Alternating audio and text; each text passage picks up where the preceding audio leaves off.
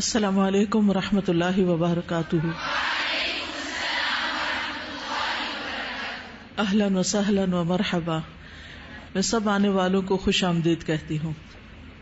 اللہ سبحانہ وتعالیٰ سے دعا ہے کہ وہ ہمارے یہاں اس بیٹھنے کو بھی عبادت شمار کرے، ہمیں علم نافع عطا فرمائے جو ہمارے لیے عین عبادت بن جائے۔ اللہ تعالیٰ ہمیں اس علم پر عمل کرنے کی توفیق عطا فرمائے، اس علم کو دوسروں تک پہنچانے کی توفیق عطا فرمائے، اور یہ تمام ہمارے لیے عبادت بن جائیں۔ ذالک فضل اللہ یؤتیہ من یشاء واللہ ذو الفضل العظیم۔ یہ اللہ کا فضل ہے، جس کو چاہتا ہے عطا کرتا ہے۔ تو یہ اللہ کا فضل ہے آپ پر کہ اللہ نے آپ کو توفیق دی کہ آج آپ اس وقت یہاں موجود ہیں، اور انشاءاللہ رمضان سے متعلق کچھ معلومات کا تبادلہ ہوگا، اور رمضان سے متعلق معلومات کو ہم جانیں گے اور اپنے ایمان کو تازہ کریں گے تاکہ پورے شعور کے ساتھ ہم رمضان میں داخل ہو سکے۔ تو انشاءاللہ شروع کرتے ہیں۔ نحمدہ ونصلی علی رسولہ الکریم، اما بعد فاعوذ باللہ من الشیطان الرجیم، بسم اللہ الرحمن الرحیم۔ رب اشرح لی صدری ویسر لی امری واحلل عقدۃ من لسانی یفقہوا قولی۔ قرآن مجید میں سورۃ البقرہ میں اللہ سبحانہ وتعالی آیت نمبر 83 سے 85 تک اور کچھ آیات اس کے بعد بھی رمضان سے متعلق احکامات دیتے ہیں، روزے سے متعلق احکامات دیتے ہیں، اور یہ قرآن مجید کا واحد مقام ہے جہاں ہمیں رمضان اور روزوں سے متعلق معلومات ملتی ہیں۔ تو آئیے پہلے ان آیات کی تلاوت سنتے ہیں، پھر اس کے بعد دیکھتے ہیں کہ اللہ تعالی ہم سے کیا چاہتے ہیں۔ اعوذ باللہ من الشیطان الرجیم، بسم اللہ الرحمن الرحیم۔ یا ایہا الذین آمنوا کتب علیکم الصیام کما کتب علی الذین من قبلکم لعلکم تتقون ایاما معدودات، فمن كان منكم مريضا أو على سفر فعدة من أيام أخر، وعلى الذين يطيقونه فدية طعام مسكين،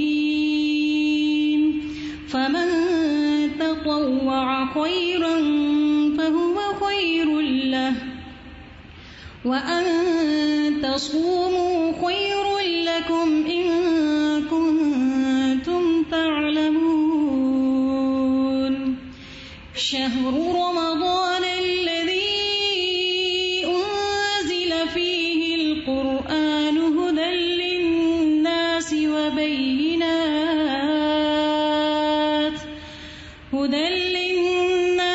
وبينات من الهدى والفرقان،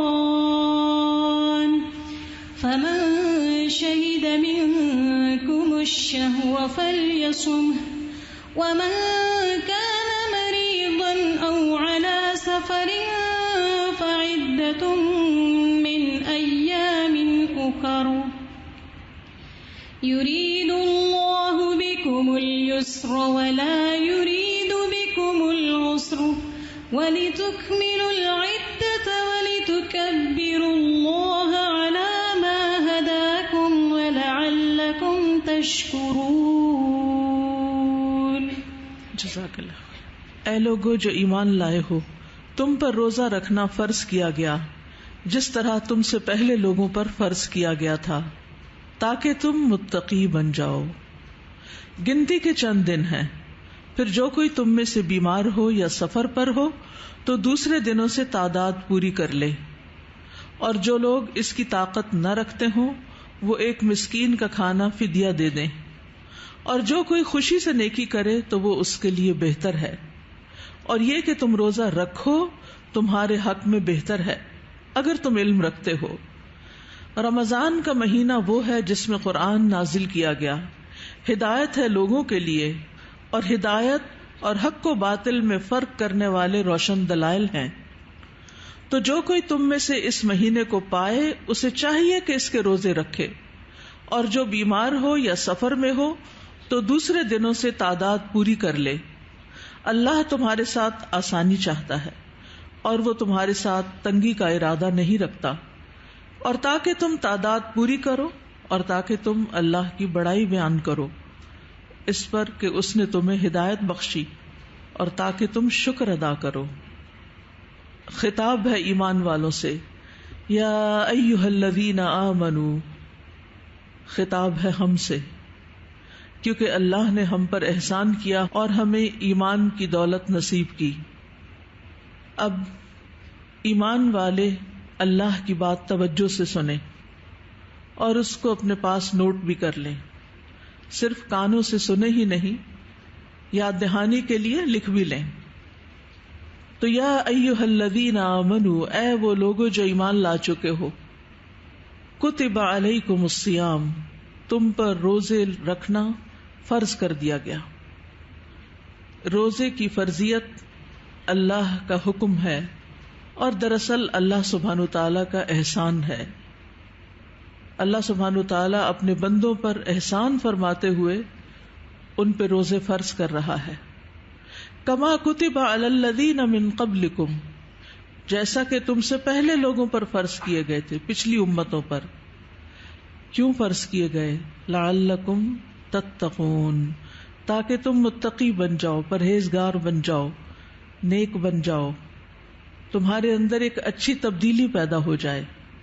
تو یہ اللہ سبحانہ تعالیٰ کا احسان ہے کہ اس نے ہمیں ایک ایسی ٹریننگ سے گزارنے کا ارادہ فرمایا، ایک ایسی تربیت اور ایسی چیز سے کہ جس سے ہمارے اندر تقویٰ پیدا ہو سکتا ہو. اس لیے ہمیں رمضان کو یا روزوں کو اپنے لیے بوجھ نہیں سمجھنا چاہیے، بلکہ اس کو اللہ کا احسان سمجھنا چاہیے. کیونکہ روزے کی حالت میں ایسے احکامات دیے گئے ہیں جو ہماری بھلائی کے ہیں، جس میں ہمارا ہی فائدہ ہے. اور رمضان میں جب نیکیوں کا اجر کئی گنا بڑھ جاتا ہے اور ہر طرح کی نیکیاں اس میں جمع ہو جاتی ہیں تو اس میں ایک دوڑ لگ جاتی ہے نیکیوں کی طرف. فاستبقوا الخیرات پر عمل کرنے کا موقع ملتا ہے. اور پھر یہ کوئی مشکل کام نہیں اور یہ کوئی ایسی ذمہ داری نہیں جو صرف تم پر ڈالی گئی ہو، بلکہ تم سے پہلے لوگوں پر بھی ڈالی گئی تھی. جب انسان دیکھتا ہے کہ اور لوگ بھی یہ کر رہے ہیں تو اس کے لیے وہ کام کرنا آسان ہو جاتا ہے. روزہ ایک عبادت ہے اور اللہ سبحانہ تعالیٰ کی یہ بہت بڑی حکمت ہے کہ اس نے عبادات کو کئی اقسام میں تقسیم کیا ہے. کچھ صرف مالی عبادات ہیں، کچھ صرف بدنی عبادات ہیں، اور کچھ دونوں پر مشتمل ہیں، یعنی بدنی اور مالی دونوں ہی. کچھ عبادات ایسی ہیں جن میں صرف رک جانا ہوتا ہے، ایک آزمائش ہوتی ہے، امتحان ہوتا ہے جس میں اپنے آپ کو روکنا ہوتا ہے. کچھ عبادات ایسی ہوتی ہیں کہ جن میں انسان کو کچھ دینا ہوتا ہے. کچھ لوگوں کے لیے مال دینا آسان ہوتا ہے لیکن اپنے آپ کو کھانے سے روکنا مشکل ہوتا ہے. یعنی کچھ لوگوں کے لیے اپنی پسندیدہ چیز قربان کرنا آسان ہے لیکن پسندیدہ چیز سے خود رکنا مشکل ہے. یعنی لوگوں کی بھی مختلف اقسام ہیں، ان کے مزاج ہیں، اور اسی طرح پھر اللہ سبحانہ تعالیٰ نے عبادات میں بھی ورائٹی رکھی ہے. تو روزے سے مراد پسندیدہ کام سے رک جانا ہے، جو بعض اوقات پسندیدہ چیز خرچ کرنے سے زیادہ مشکل کام ہے. انسان کے لیے پسندیدہ کاموں میں سے ایک پسندیدہ کام کھانا پینا ہے. یعنی کھانے پینے کی دعوت کسی وقت بھی دے دی جائے تو انسان خوشی ہو جاتا ہے، اور کھانے پینے سے اگر کوئی روک دے کہ یہ نہ کھاؤ تو ہم اداس ہو جاتے ہیں، بلکہ کبھی کبھی ناراض بھی ہو جاتے ہیں کہ ہمیں کھانے پینے سے کیوں روک رہے ہیں. اور خاص طور پر جن لوگوں کو دن بھر کچھ نہ کچھ کھاتے رہنے کی عادت ہوتی ہے، کچھ نہ کچھ چبانے کی عادت ہوتی ہے، ان کے لیے روزہ ایک اچھی خاصی آزمائش بن جاتا ہے. لیکن اللہ کی محبت میں اور اللہ کا احسان سمجھتے ہوئے آسان بھی ہو جاتا ہے. تو روزے کا لفظی اور شرعی معنی کیا ہے؟ لفظی معنی تو ہے رک جانا. الصیام کا معنی ہوتا ہے رک جانا، سٹاپ کر دینا. اور شریعت میں طلوع فجر سے غروب شمس تک روزہ توڑنے والی چیزوں کو چھوڑ کر اللہ کی اطاعت بجا لانے کا نام روزہ ہے، یعنی اللہ کی اطاعت کرنے کا نام. اگر اللہ کی اطاعت اور عبادت کی نیت سے کھانا پینا نہ چھوڑا جائے تو پھر وہ عبادت نہیں بنتا. یہاں یہ بھی یاد رکھیے کہ روزہ ایک فرض عبادت ہے، اس کو ہم اپنی خوشی اپنی مرضی سے چھوڑ نہیں سکتے. ابو ذر رضی اللہ عنہ سے مروی ہے کہ انہوں نے پوچھا، اے اللہ کے رسول، روزہ کیا ہے؟ آپ نے فرمایا، یہ ایسا فرض ہے جو کفایت کرنے والا ہے، یعنی بہت سی چیزوں میں کافی ہو جانے والا ہے، یعنی اس کے بہت سے فائدے ہیں. اسلام کی بنیاد ہے. رسول اللہ صلی اللہ علیہ وسلم نے فرمایا، بنی الاسلام علی خمس شہادت اللہ الہ الا اللہ وان محمد رسول اللہ واقام الصلاۃ وایتاء الزکاۃ وحج البیت وصوم رمضان. رسول اللہ صلی اللہ علیہ وسلم نے فرمایا، اسلام کی بنیاد 5 چیزوں پر قائم کی گئی ہے. جیسے اس ہال میں آپ دیکھ رہے ہیں کہ اس کی چھت 6 ستونوں پر قائم ہے. تو اسلام کی بنیاد 5 چیزوں پر ہے، 5 ستون ہیں اس کے. اگر اس میں سے ایک بھی گرا دیا جائے تو وہ چھت باقی نہیں رہتی، وہ ناقص ہو جاتی. تو اس لیے ان سب کا اہتمام کرنا ضروری ہے. سب سے پہلے گواہی دینا کہ اللہ کے سوا کوئی معبود نہیں اور یقیناً محمد صلی اللہ علیہ وسلم اللہ کے رسول ہیں. نمبر 2 نماز قائم کرنا. نمبر 3 زکوٰۃ ادا کرنا اگر صاحب مال ہو انسان. نمبر 4 بیت اللہ کا حج کرنا اگر استطاعت ہو. اور نمبر 5 رمضان کے روزے رکھنا. تو یا ایھا الذین آمنوا کتب علیکم الصیام، روزہ تم پر فرض کیا گیا. کما کتب علی الذین من قبلکم، جیسا کہ تم سے پہلے لوگوں پر فرض کیا گیا تھا. پہلی امتوں پر بھی مختلف عبادات فرض ہوئی اور ان میں سے روزہ بھی تھا. اور اس میں ہم دیکھتے ہیں مسند احمد کی ایک روایت ہے، نبی صلی اللہ علیہ وسلم نے فرمایا کہ یحییٰ علیہ السلام نے بیت المقدس میں بنی اسرائیل کو جمع کیا، حتیٰ کہ جب مسجد بھر گئی تو وہ ایک ٹیلے پر بیٹھ گئے. اسی سے اسٹیج پر بیٹھ کے یا ممبر پر بیٹھ کر خطبہ دینا جو ہے وہ بھی مستحب ہے، تاکہ لوگ بولنے والے کو دیکھ سکیں اور توجہ سے بات سن سکیں. پھر اللہ کی حمد و ثنا بیان کی. پھر فرمایا کہ اللہ تعالیٰ نے مجھے 5 باتوں کا حکم دیا ہے کہ خود بھی ان پر عمل کروں اور تمہیں بھی ان پر عمل کا حکم دوں. ان میں سے سب سے پہلی چیز یہ ہے کہ تم صرف اللہ کی عبادت کرو اور اس کے ساتھ کسی کو شریک نہ ٹھہراؤ. نمبر 2 میں تمہیں نماز کا حکم دیتا ہوں. تو اس سے کیا پتا چلتا ہے کہ نماز بھی پچھلی امتوں پہ فرض تھی.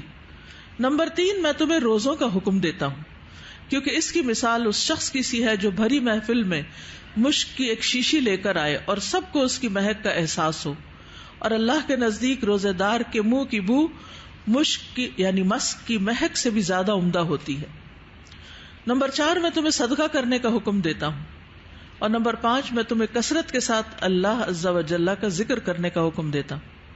اور اس میں ہم دیکھتے ہیں کہ رمضان میں یہ ساری عبادات اکٹھی ہو جاتی ہیں. رمضان کے علاوہ کسی اور مہینے میں یہ سب کچھ یکجا نہیں ہوتا. یاد رکھیے کہ روزہ اسلام کی مضبوط رسی ہے، اسلام کا 1/3 حصہ ہے، یعنی 1/3 ہے.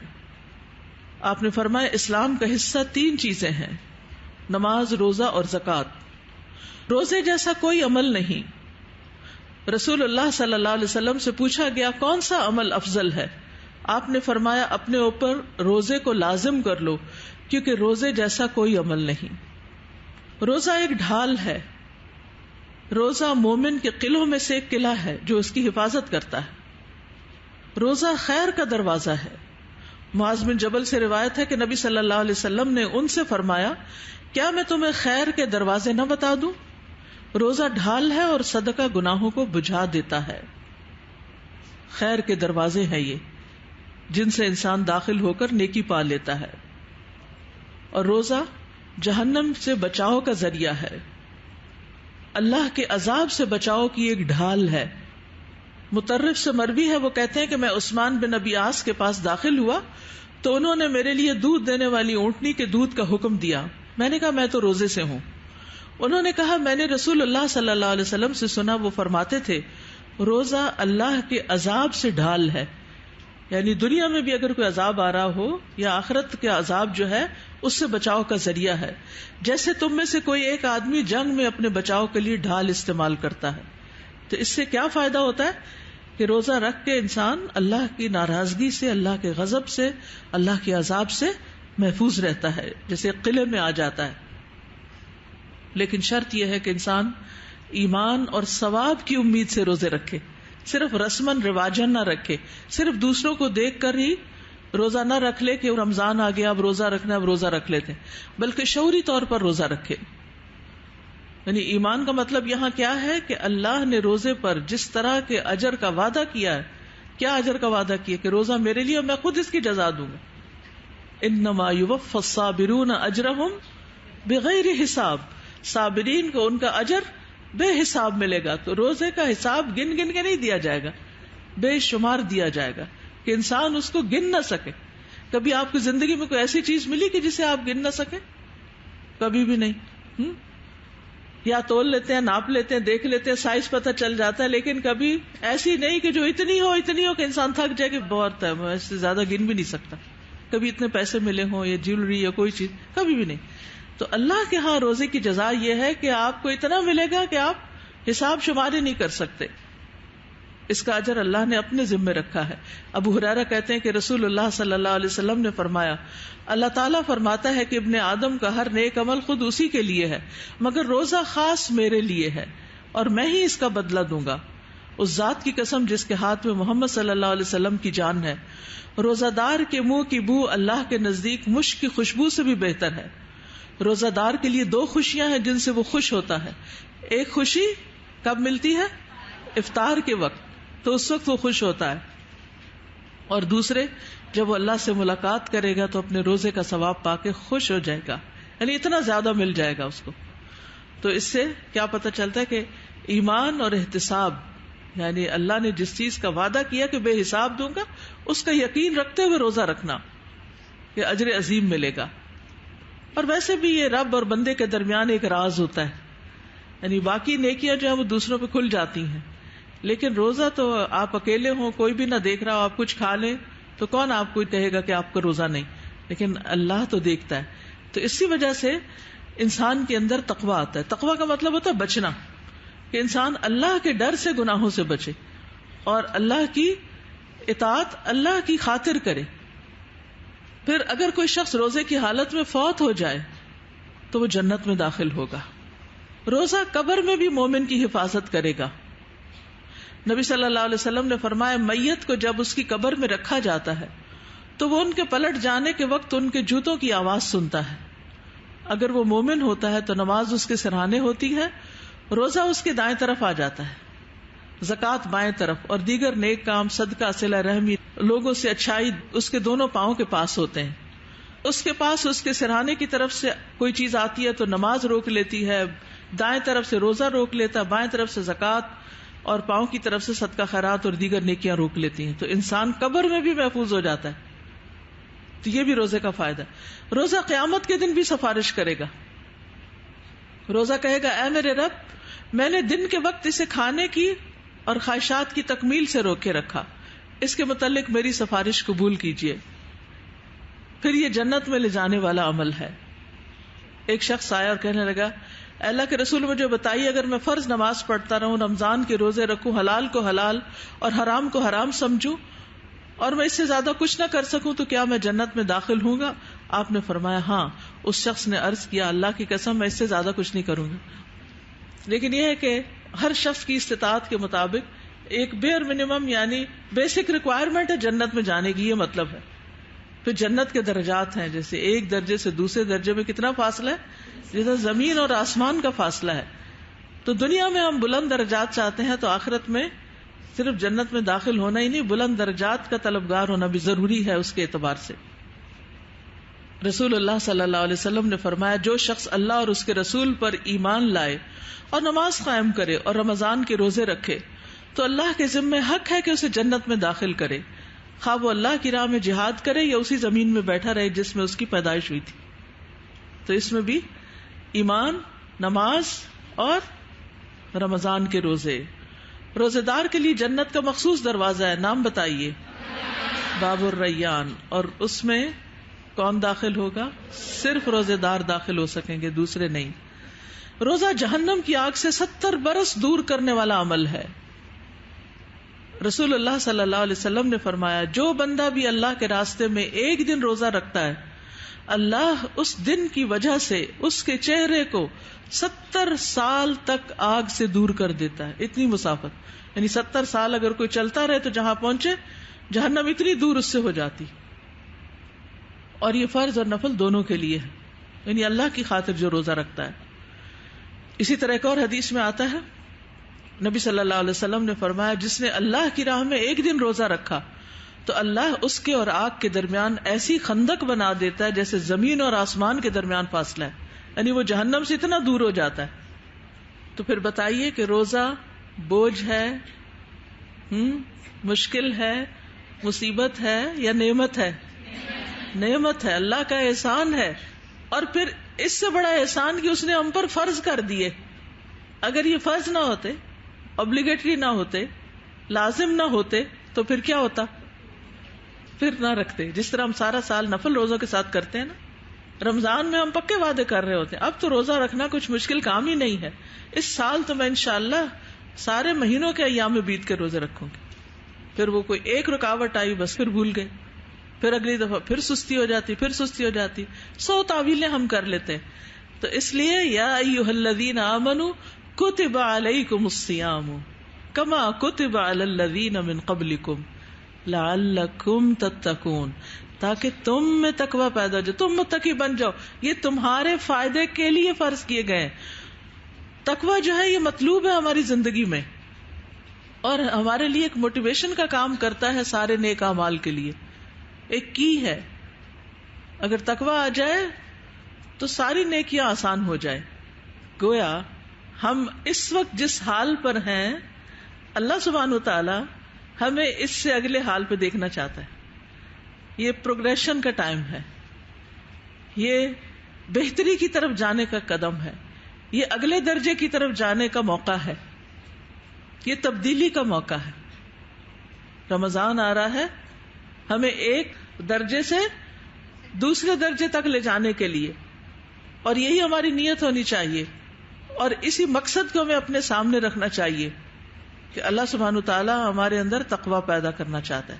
اب دیکھیے کہ ہم میں سے ہر شخص اپنے ایمان کے اعتبار سے، اپنی عبادات کے اعتبار سے، اپنے اخلاق کے اعتبار سے، صدقہ خیرات کے اعتبار سے اور دیگر نیکیوں کے اعتبار سے مختلف درجے پر ہے. وَلِكُلٍّ دَرَجَاتٌ مِّمَّا عَمِلُوا، ہر ایک کے لیے درجے ہیں اس کے مطابق جو انہوں نے اعمال کیے. تو ہم جس بھی درجے پر ہیں، ہمیں نہیں پتا، یہ اللہ کو پتا ہے کہ کون کہاں ہے. وہ جو ہمارا اسکیل ہے نا، وہ تو دیکھتے رہتے ہیں، یشہدہ المقربون، وہ فرشتے جو ہے نا وہ دیکھتے رہتے ہیں، اوپر جا رہا ہے گراف کے نیچے جا رہا ہے، نیکیوں میں یہ آگے بڑھ رہے ہیں یا اور پیچھے آ رہے ہیں یا نیچے کی طرف جا رہے ہیں. تو الحمدللہ رمضان آتا ہے، نیکیوں کا شوق آتا ہے، اور کئی نیکیاں جو ہم پر فرض کر دی کہ پھر وہ کر کے ہم جب کسی قابل ہوتے ہیں تو 6 مہینے تک تو کچھ اثرات رہتے ہیں، پھر آہستہ آہستہ ڈاؤن فال شروع ہو جاتا ہے. پھر رمضان آتا ہے تو پھر ہم یقیناً اس درجے سے نیچے آ چکے ہوتے ہیں. پھر اللہ تعالیٰ ایک اور موقع دیتا ہے اور ہم پھر اوپر چڑھتے ہیں. تو یہ اوپر جانے کا ایک موقع ہے، درجوں میں آگے بڑھنے کا موقع ہے.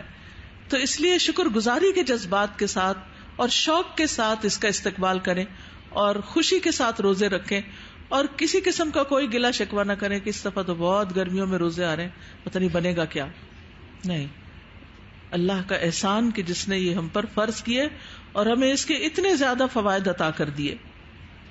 اور سب سے بڑا فائدہ جو یہاں اللہ تعالیٰ نے خود بتایا وہ کیا ہے؟ لعلکم تتقون. تو ہم نے حاصل کیا کرنا ہے بھوکے پیاسے رہ کے؟ تقوی. تقوی کیا چیز ہے؟ تھوڑا سا سمجھنے کی ضرورت ہے. فیروز آبادی کہتے ہیں، لغوی ہے، تقوی ہر اس چیز سے پرہیز کرنا جس میں نقصان ہو، نقصان دہ چیزوں سے بچنا، اور وہ ہے نافرمانی کے کام اور فضول کام. ایک تو ہے سراسر نافرمانی اور ایک ہے فضول کام. تو رمضان میں ہم اپنے وقت کی حفاظت کرتے ہیں اور کانشیسلی ہم روزہ رکھنے اور پھر ذکر کرنے اور تراویح پڑھنے اور نیکی کے کاموں کی طرف دوڑ پڑتے ہیں اور گناہوں سے بچتے ہیں, اپنی زبان کے غلط استعمال سے بچتے ہیں کہ جس کے گناہ سب سے زیادہ آسان ہے. دیکھیے, اگر ہاتھ سے کوئی گناہ کرنا ہو تو ہاتھ اٹھانے میں, اس تک پہنچنے میں, کرنے میں ٹائم لگتا ہے. کسی جگہ جا کے کوئی غلط کام کرنا ہو تو پاؤں سے چل کے جانے میں وقت لگتا ہے. لیکن زبان چلانے میں نہ اس کو کہیں جانا پڑتا ہے, نہ اس کو کوئی تھکاوٹ ہوتی.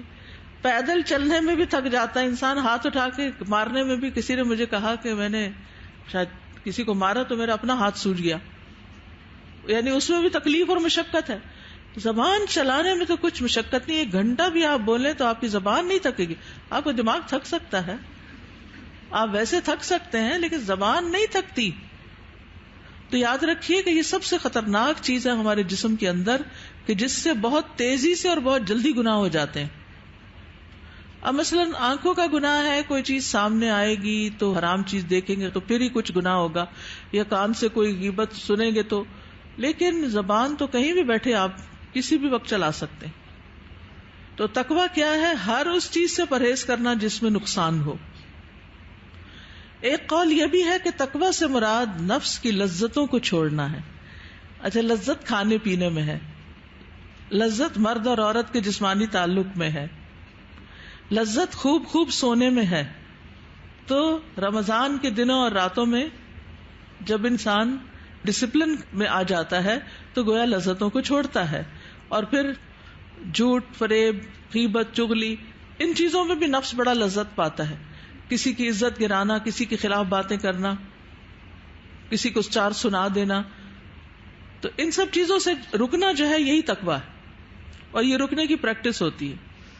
عربی میں کہتے ہیں دورہ تدریبیہ, یعنی ایک ٹریننگ پیریڈ. لعلکم تتقون, تاکہ تمہیں رکنے کی پریکٹس ہو جائے اور تم پھر آخر کار رک ہی جاؤ. تو ہر رمضان میں ترقی کرتے کرتے آخر انسان کسی مرحلے یا مقام پر پہنچ ہی جاتا ہے. جرجانی کہتے ہیں کہ اطاعت میں تقویٰ سے مراد اخلاص ہے. یعنی عبادت جو ہوتی ہے نا, یا اطاعت جو ہوتی ہے, وہ 2 طرح سے ہوتی ہے. ایک انسان کے اندر کی کیفیت کاؤنٹ کرتی ہے, اور دوسرے باہر کا طریقہ. اندر اخلاص ہونا چاہیے اور باہر سنت کے مطابق کام ہونا چاہیے. تو کہتے ہیں اطاعت میں تقویٰ سے مراد اخلاص ہے. لعلکم تتقون, یعنی تاکہ تمہارے اندر اخلاص پیدا ہو جائے کہ اللہ کے لیے سارے کام کرو.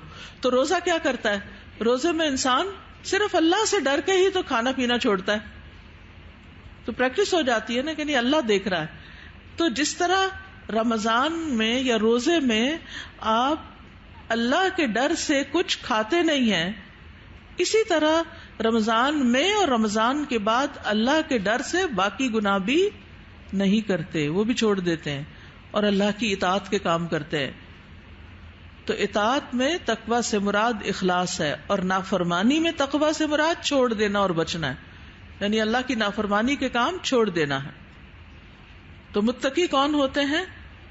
وہ لوگ جو گناہوں سے بچتے ہیں اور فرائض کی ادائیگی کر کے اپنے آپ کو عذاب سے بچاتے ہیں. گناہوں سے بچتے ہیں اور الٹیمیٹلی عذاب سے بچتے ہیں. تو روزے کی علت یہاں بیان کر دی گئی, اور یہ ایک حقیقت ہے کہ زندگی کی بنیاد یا تقویٰ پر ہوگی یا نہیں ہوگی. ٹھیک ہے, یعنی ہم اپنی زندگی میں جو کچھ بھی کر رہے ہیں, تو جو بظاہر باہر کام نظر آ رہے ہیں, جیسے نماز آپ پڑھ رہے ہیں تو یہ نظر آ رہا ہے کام, لیکن کیوں پڑھ رہے ہیں, بنیاد کیا ہے, اندر نیت کیا ہے, یہ کسی کو نظر نہیں آ رہا. اسی طرح کسی کو صدقہ خیرات دیتے, کسی کے کام آتے, کسی کی مدد کرتے ہیں, گھر والوں کے کام کرتے ہیں, کچھ اور کرتے ہیں, یہ ساری ظاہری چیزیں ہیں. ان کی بنیاد یا تقویٰ پر ہے یا نہیں ہے. سورۃ التوبہ کی آیت نمبر 109 اللہ تعالیٰ فرماتے ہیں, افمن اسس بنیانہ علی تقوی من اللہ ورضوان خیر ام من اسس بنیانہ علی شفا جرف ہار فانہار بہ فی نار جہنم واللہ لا یہدی القوم الظالمین. تو کیا وہ شخص جس نے اپنی عمارت کی بنیاد یعنی زندگی کی عمارت اپنے اعمال کی بنیاد اللہ کے تقوی اور اس کی رضامندی پر رکھی وہ بہتر ہے یا وہ جس نے اپنی عمارت کی بنیاد کھوکھلے گڑھے کے کنارے پر رکھی؟ یعنی کوئی نیت ہی نہیں، کوئی مقصد ہی نہیں، کیوں کر رہے ہیں؟ بے روح، اس لیے کہ لوگ کر رہے ہیں، ہم بھی کر رہے ہیں، اور اس میں ریاکاری بھی آ گئی، اس میں غلطیاں بھی آ گئی، کیونکہ شعوری طور پہ تو رکھا نہیں، فکر مندی سے تو رکھا نہیں، جانا ہی نہیں کیا اس میں کرنا کیا نہیں، کن چیزوں کا روزے میں اللہ نے حکم دیا، کن چیزوں سے روکا ہے۔ تو جس نے اپنی عمارت کی بنیاد کھوکھلے گڑھے کے کنارے پر رکھی جو گرنے والا تھا، بس وہ اسے لے کر جہنم کی آگ میں گر گیا، اور اللہ ظالم لوگوں کو ہدایت نہیں دیتا۔ یہاں مومن اور منافق کا فرق بھی ہے۔ مومن اپنے اعمال کی بنیاد کس پہ رکھتا ہے؟ ایمان اور تقوی پہ، اور منافق نیت اور اخلاص اور ایمان کے بغیر عمل کرتا ہے۔ تو نتیجہ کیا ہوتا ہے؟ اس کے اعمال کی کوئی کوالٹی نہیں ہوتی، اس کے اعمال میں کوئی خوبصورتی نہیں ہوتی، اس کے اعمال میں دو چیزیں نہیں ہوتی، اللہ کا تقوی اور اللہ کی رضامندی کی خواہش۔ تو ہم سب کو بھی یہاں رک کے سوچنا چاہیے کہ ہم نے اپنی زندگی میں اپنے اعمال کی بنیاد کس چیز پر رکھی ہوئی ہے، اس میں اخلاص ہے یا نہیں، وہ اللہ کے لیے ہے یا نہیں، اس سے مراد اللہ کی رضامندی ہے یا نہیں۔ مسند احمد کی روایت میں آتا ہے، رسول اللہ صلی اللہ علیہ وسلم سے ابو سعید خدری نے کہا کہ مجھے کوئی وصیت فرما دیجیے، تو آپ نے فرمایا میں تمہیں اللہ کے تقوی کی وصیت کرتا ہوں، وہ ہر چیز کی بنیاد ہے۔ تقوی کیا ہے؟ بنیاد ہے ہر چیز کی۔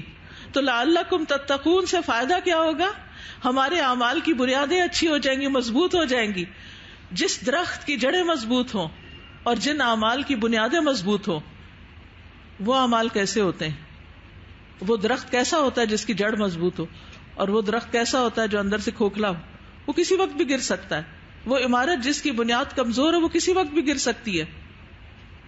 تو اسی لیے کچھ لوگ بعض اوقات دوسروں سے متاثر ہو کے کسی انوائرمنٹ میں جا کے کچھ اچھے اچھے کام کر لیتے، جو ہی وہ وہاں سے نکلتے ہیں جب دوسرے ماحول میں جاتے ہیں تو ویسے ہو جاتے ہیں۔ وجہ کیا ہوئی؟ دوسرے ماحول کا اتنی جلدی رنگ کیوں چڑھ گیا؟ کیونکہ بنیاد درست نہیں تھی۔ تو جتنا زیادہ تقویٰ ہوگا اتنا ہی اللہ کی نظر میں مقام بھی زیادہ ہوگا۔ نبی صلی اللہ علیہ وسلم سے پوچھا گیا کہ سب سے معزز کون ہے؟ آپ نے فرمایا لوگوں میں سب سے زیادہ معزز وہ ہے جو سب سے زیادہ تقویٰ والا ہے، یعنی تقویٰ ہی عزت کی بنیاد بھی ہے۔ ان اکرمکم عند اللہ اتقاکم۔ روزہ تقویٰ کیسے پیدا کرتا ہے؟ روزے میں کیا کرنا ہوتا ہے؟ بچنا ہوتا ہے۔ کس چیز سے؟ کھانے پینے سے، جماع وغیرہ سے، ٹھیک ہے۔ تو تقویٰ میں بھی کیا کرنا ہوتا ہے؟ بچنا ہوتا ہے۔ روزے میں حلال چیزوں سے بچنا ہوتا ہے، اور عام زندگی میں حرام چیزوں سے بچنا ہوتا ہے۔ یعنی حرام سے کون بچ سکتا ہے؟ جو اللہ کے حکم سے حلال سے بچنا جانتا ہے۔ اور یہ وقتی طور پر اللہ تعالیٰ سال کے 11 مہینوں کے بعد ایک مہینے میں یہ پریکٹس ہمیں کرواتے ہیں۔ پھر یہ کہ روزے کی حالت میں ہر وقت اللہ کی نگرانی کا احساس ہوتا ہے کہ اللہ دیکھ رہا ہے، اور یہ تقویٰ کی بنیاد ہوتا ہے۔ انسان اپنی خواہش پوری کر سکتا ہے لیکن اس لیے بچتا ہے کہ اللہ دیکھ رہا ہے۔